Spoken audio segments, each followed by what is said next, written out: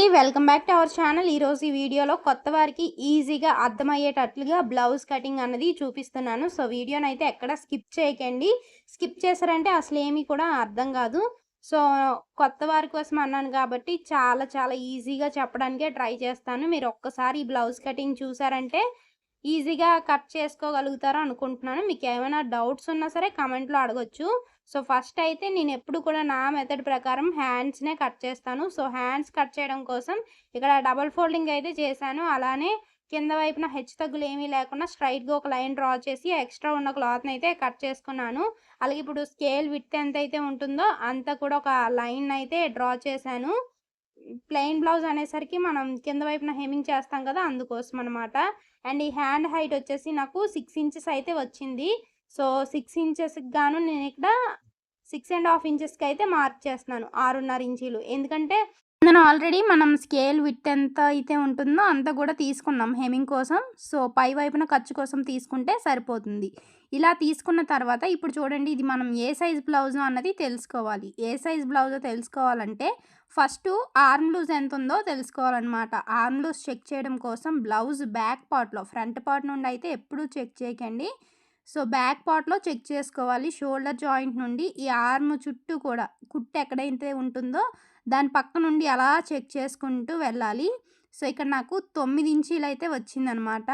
9.2 ఇంచీలు అలా వచ్చింది.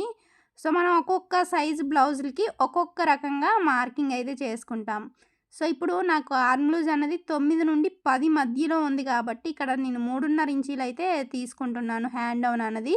ఇలా మనం సైజెస్ బట్టి స్మాల్ సైజ్ అయితే ఒకలా, మీడియం అయితే ఒకలా ఇలా తీసుకుంటామనమాట. సో, ఇదైతే మనకి large size blouse. So, large size బ్లౌజులకి వచ్చేసరికి ఆర్మ్ డౌన్ అన్నది 3½ ఇంచీలు అయితే మార్క్ చేసుకుంటాము. సేమ్ ఇదే 3½ ఇంచీలు అటువైపు కూడా ఒక మార్కింగ్ చేశాను అంతే. సో, ఇలా మార్కింగ్ చేశాను కదా! ఇప్పుడు చూడండి, స్ట్రైట్‌గా లైన్ అయితే డ్రా చేసుకుంటున్నాను. ఆ మార్కింగ్, ఈ మార్కింగ్ కలిసేటట్లుగా. ఇలా తీసుకున్న తర్వాత చూడండి, ఇప్పుడు పై లైన్ నుండి కింద లైన్‌కి 9.2 ఇంచెస్ ఎక్కడైతే వస్తుందో అక్కడ ఒక మార్కింగ్ అన్నది చేసుకోవాలి. ఇలా చేసిన తర్వాత ఇప్పుడు కింద లైన్ మీద చెక్ చేశారనుకోండి, మనకి ఒక ఇంచ్ మైనస్ అయ్యి 8.2 ఇంచెస్ అయితే వస్తుందనమాట. ఇలా మనం పైనుండి 9.2 ఇంచెస్‌కి మార్క్ చేసేటప్పుడు ఈ కింద లైన్ నుండి మనం మార్కింగ్ చేసాం కదా! అక్కడ నుండి చెక్ చేసుకున్నట్లయితే 8.2 ఇంచెస్ అన్నది వస్తుంది. మీ అందరికీ కూడా అర్థమైందనే అనుకుంటున్నాను. సో, ఇప్పుడు టేప్‌ని హాఫ్‌గా ఫోల్డ్ చేసి ఇక్కడ ఒక మార్కింగ్ అయితే చేసుకోవాలి. యాక్చువల్‌గా ఇక్కడ నేను స్కై బ్లూ కలర్ మార్కింగ్ అయితే తీసుకున్నాను. ఇది కూడా కొంచెం అదే కలర్ అవ్వడం వల్ల 2 కూడా లైట్‌గా ఉన్నట్టున్నాయి. సో, మార్కింగ్ పీస్ అయితే చేంజ్ చేస్తున్నాను. యెల్లో కలర్ అయితే ఉంది. సో, యెల్లో అయితే బాగా కనిపించొచ్చు. ఓకే. ఇప్పుడు బాగా కనిపిస్తుంది కదా! చూడండి, ఇప్పుడు మిడిల్‌లోకి ఒక మార్కింగ్ అయితే చేశాం కదా! స్ట్రెయిట్‌గా లైన్ అన్నది డ్రా చేసేస్తున్నాను.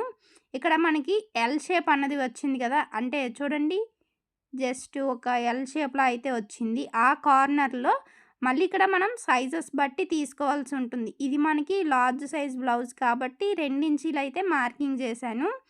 సో, ఇక్కడ మనం ఒక్కొక్క సైజ్‌కి ఒక్కొక్కలా మార్కింగ్ అయితే చేసుకోవాల్సి ఉంటుంది. మీకు త్వరలోనే టైలరింగ్ క్లాసెస్ అనేవి స్టార్ట్ చేస్తాను. స్టార్టింగ్ బిగినర్స్ నుండి అస్సలు ఆహ్, మిషన్ కూడా తొక్కడం రాదు, అసలు మనకి ఎలాంటి నాలెడ్జ్ లేదు, జీరో నాలెడ్జ్ ఉంది మాకు అన్న వాళ్ళకి కూడా స్టార్టింగ్ నుండి క్లాసెస్ అయితే చెప్దాం అనుకుంటున్నాను. ఎప్పుడు స్టార్ట్ చేస్తానో తెలీదు. బట్ నెక్స్ట్ మండే నుండి అనుకుంటున్నాననమాట. ఈ లోపల మన ఛానల్ అయితే సబ్స్క్రైబ్ చేసి ఫాలో అవుతూ ఉండండి. ఇకపైన ఈ ఛానల్‌లో అయితే అన్నీ కూడా టైలరింగ్ రిలేటెడ్‌వే పెడతాను. సో, చాలా కన్‌ఫ్యూజ్ అయిపోయారు నాతో పాటు మీరు కూడా. సో, ఒకసారి ఒక ఛానల్, ఒకసారి ఒక ఛానల్‌లో పెట్టడం వల్ల సో, అలా కాకుండా ఇకపై నుండి ఈ ఛానల్‌లో ఓన్లీ టైలరింగ్ రిలేటెడే పెడతాను.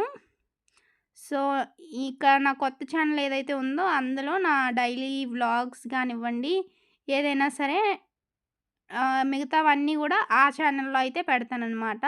సో, ఇక్కడ నేను 2 ఇంచెస్‌కి మార్క్ చేశాను కదా! హ్యాండ్ లూజ్ అవన్నీ కూడా మార్క్ చేసుకొని, ఇప్పుడు కర్వ్ స్కేల్‌తో అయితే షేప్ ఇచ్చేసాను. ఇంక మనం కర్వ్ షేప్ తర్వాత ఫ్రంట్ పార్ట్‌లో డౌన్ తీస్తాం కదా! సో, ఆ డౌన్‌కి కూడా మార్కింగ్ అయితే చేసేసాను. ఇక్కడ చూడండి, కింద వైపున హ్యాండ్ లూజ్ అయితే మార్కింగ్ చేస్తున్నాను. సో, ఇప్పుడు స్కేల్‌తో ఇలా సింపుల్‌గా ఒక లైన్ అయితే డ్రా చేసేస్తున్నాను. అంతే. ఇక్కడ మనకి జాయింట్ అయితే పడుతుందనమాట. చూసారా కింద వైపున ఖర్చు కోసం 2 ఇంచులు పెట్టాం కదా! పైన కూడా మనకి అలానే ఖర్చు కోసం ఉండాలి. కాకపోతే మనకిక్కడ అంత పీస్ లేదు కదా! సో, అక్కడ జాయింట్ అన్నది పడుతుంది. ఇప్పుడు హ్యాండ్‌ని ఏ విధంగా అయితే మార్కింగ్ చేసామో సేమ్ అదే విధంగా కటింగ్ చేసుకోవాలి. ఈ మిడిల్‌లో ఒక టక్ పెట్టి ఓపెన్ చేసిన తర్వాత మాత్రమే ఫ్రంట్ పార్ట్‌లో లోతన్నది కట్ చేసుకోవాలి. ఓపెన్ చేసిన తర్వాత మాత్రమే ఈ లోతుగా ఉన్న పార్ట్‌ని కట్ చేసుకోవాలి. ఇలా కట్ చేయడం వల్ల మనకి హ్యాండ్ అనేది ఎక్కడ ముడతలు, చుంచులు రాకుండా చాలా పర్ఫెక్ట్‌గా వస్తాయి. చూసారా ఎంత బాగా వచ్చిందో? కటింగ్ చూస్తేనే మనకి అర్థమైపోతుంది ఈ హ్యాండ్ పర్ఫెక్ట్‌గా వచ్చిందా లేదా అన్నది. కటింగ్‌తో పాటు మనం స్టిచ్చింగ్ చేసేటప్పుడు కూడా కొన్ని కొన్ని టిప్స్ అన్నవి ఫాలో అవ్వాల్సి ఉంటుంది. సో, ఇలా కొన్ని టిప్స్ ఫాలో అయితేనే మనకి బ్లౌజ్ అంతా కూడా పర్ఫెక్ట్‌గా వస్తుంది. సో, హ్యాండ్స్ కట్ చేస్తాను గదా! ఇప్పుడు బ్యాక్ పార్ట్‌నయితే కట్ చేస్తున్నాను. బ్యాక్ పార్ట్ కట్ చేయడం కోసం ఫోల్డింగ్ అన్నది మన వైపుగా ఉండాలి. ఓపెనింగ్స్ అనేది మనకి ఆపోజిట్ సైడ్‌లోనే ఉండాలి. ఇప్పుడు కింద వైపున హెచ్చుతగ్గులు లేకుండా స్ట్రెయిట్‌గా ఒక లైన్‌నయితే డ్రా చేసుకున్నాను. డ్రా చేసిన లైన్ మీదుగా కటింగ్ కూడా చేసుకుంటున్నాననమాట. ఇలా కట్ చేసుకున్న తర్వాత ఇప్పుడు మనం ఆది బ్లౌజ్ తీసుకోవాలి. ఆది బ్లౌజ్‌లో షోల్డర్ జాయింట్ దగ్గర నుండి మనకి డాట్స్ ఉన్నాయి కదా! అంతవరకు కూడా హైట్ ఎంతుందో అన్నది చెక్ చేసుకోవాలి. ఇక్కడ నాకు 13 ఇంచులయితే వచ్చింది. యాక్చువల్‌గా ఒక్కొక్క కస్టమర్‌కి ఒక్కొక్కలా అంటే హైట్ పెంచమంటారు, తగ్గించమంటారు. ఇవన్నీ కూడా చాలానే ఉంటాయి. బట్ ఈ కస్టమర్ అయితే ఇప్పుడు ప్రస్తుతానికి ఇక్కడ ఏమి చెప్పలేదు. ఒక చిన్న అడ్జస్ట్‌మెంట్ అయితే చెప్పారు. సో, అదేంటో చెప్తానులెండి. సో, ఇప్పుడు నాకిక్కడ 13 ఇంచెస్ కదా! 13 ఇంచెస్‌కి 1 ఇంచ్ యాడ్ చేశాను. పై వైపున ఒక హాఫ్ ఇంచు అండ్ అలానే కింద వైపున ఒక హాఫ్ ఇంచ్ ఖర్చు కోసం అనమాట. ఖర్చు పోగా మనకి ఎగ్జాక్ట్‌గా 13 ఇంచెస్ అయితే వస్తుంది. అండ్ అలానే మనకి ఆర్మ్ లూజ్ వచ్చేసి 9.2 ఇంచెస్ కదా! సో, దానికి 1 ఇంచ్ యాడ్ చేసుకొని నేనిక్కడ 10.2 ఇంచెస్‌కి అయితే మార్కింగ్ చేస్తున్నాను. ఎక్స్ట్రా ఖర్చు కోసం 2 ఇంచులకైతే మార్క్ చేస్తున్నాను. సేమ్ ఇదే విధంగా ఇక్కడ మిడిల్‌లో కూడా మార్కింగ్ అయితే చేస్తున్నాను. సో, ఇలా మార్కింగ్స్ చేశాం కదా! ఇప్పుడు స్కేల్‌తో స్ట్రెయిట్‌గా లైన్ అన్నది డ్రా చేస్తున్నాను. వీడియోని ఎక్కడ స్కిప్ చేయకండి. స్కిప్ చేశారంటే మీకేమీ కూడా అర్థం కాదు. సో, ఇలా మొత్తం అంతా కూడా ఇలా లైన్‌నయితే డ్రా చేసేస్తున్నాను. ఇలా డ్రా చేసుకున్నాం కదా!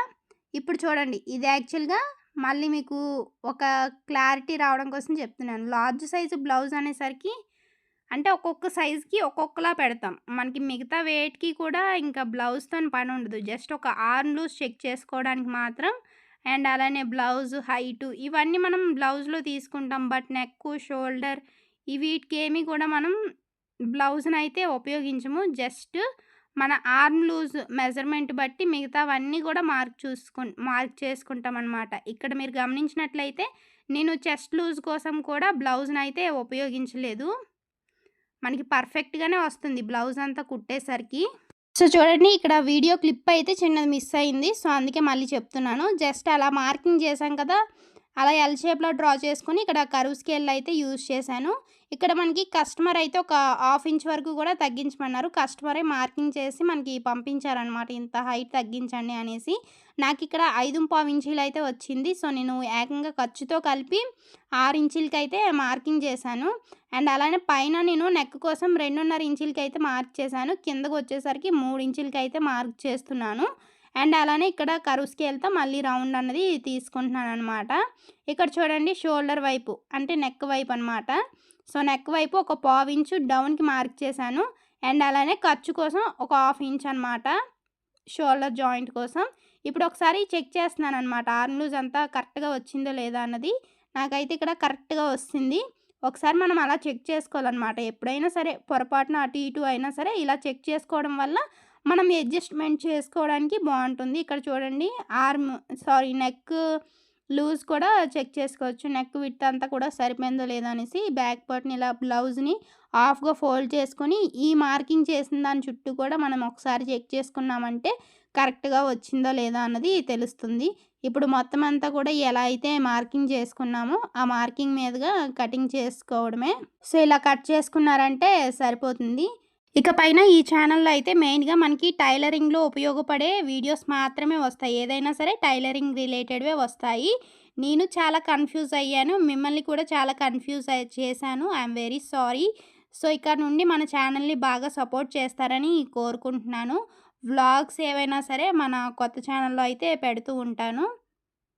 సో, దాన్ని కూడా సపోర్ట్ చేయండి. ఆ ఛానల్ కూడా సబ్స్క్రైబ్ చేసుకోండి. ఈ కిందన కొలాబరేట్ చేయడానికి ట్రై చేస్తాను. ఇంతకుముందు ట్రై చేశాను గానీ, ఎందుకో అవ్వలేదు మరి. ఈసారి ట్రై చేస్తాను. అయితే అయ్యింది, లేదంటే లేదు. ఒకవేళ అవ్వలేనట్లయితే అప్పుడు నేమ్ అన్నది చెప్తాను మీ అందరికిని. సో, ఇలా మొత్తం అంతా కూడా ఈ బ్యాక్ పార్ట్ అయిపోయింది కదా! సో, ఆ బ్యాక్ పార్ట్‌ని ఆధారంగా ఫ్రంట్ పార్ట్‌నయితే మార్కింగ్ చేసుకుంటున్నాను ఇక్కడ అంతే. మొత్తం బ్యాక్ పార్ట్ ఎలా ఉందో మొత్తం ఫ్రంట్ పార్ట్‌కి అలా మార్కింగ్ చేసేస్తున్నాననమాట. బట్ ఇక్కడ క్రాస్‌గా పెట్టుకోవాలి. ఎందుకంటే ఇది మనకి క్రాస్ కటింగ్ బ్లౌజ్ కదా! అందుకోసం అనేసి. సో, ఇప్పుడు ఫస్ట్ లైన్ నుండి స్టార్ట్ చేసుకొని ఇలా అంటే మనకి ఫ్రంట్ పార్ట్‌లో లోతొస్తుంది కదా! లోతు కోసం అలా మార్కింగ్ అయితే చేశాను. ఇలా మార్కింగ్ చేసుకున్న తర్వాత ఇప్పుడు చూడండి ఫ్రంట్ డీప్ ఎంతుందో అన్నది చూసుకోవాలి. Front neck deep. అందుకోసం షోల్డర్ జాయింట్ నుండి నెక్ ఎక్కడి వరకు ఉందో అంతవరకు కూడా ఇలా పెట్టుకొని ఒక స్కేల్ ఏదైనా అడ్డంగా పెట్టుకోండి. ఇక్కడ నాకు 6.5 ఇంచీలయితే వచ్చింది. సో, 6.5 ఇంచీలకి ఒక మార్కింగ్ అయితే చేసుకున్నాను.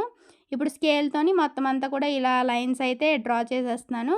ఇక్కడ మనకి రౌండ్ షేప్ కావాలి కదా! అందుకోసమనే మళ్ళీ కర్వ్ స్కేల్ యూజ్ చేసి రౌండ్ షేప్ అయితే ఇస్తున్నాను.